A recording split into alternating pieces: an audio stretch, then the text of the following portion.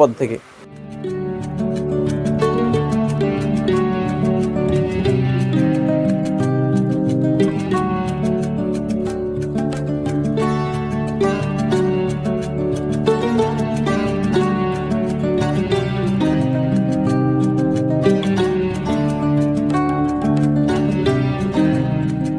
এখন আছি মুর্শিদাবাদ থানার ইসলামপুরের ভৈরবের তীরে।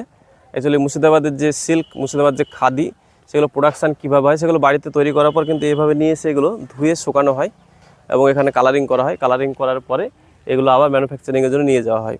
তারপরে এগুলো আরও উন্নত মানের পালিশ করার পর এগুলো কিন্তু তৈরি হয়ে আসে। তো আমরা এখানে কথা বলবো এক ভাইয়ের সঙ্গে, দেখি কি বলে। বলছি এগুলো খাদি নাকি? হ্যাঁ, এগুলো কি মানে তৈরি করে নিয়ে সেখানে শুকানো হয় নাকি, না কি করা হয়? এগুলো ওয়াশ করা হয়। ওয়াশ করা হয়। ওয়াশ করার পর কি করা হবে? এগুলো আবার ইস্ত্রি হবে, আয়রন।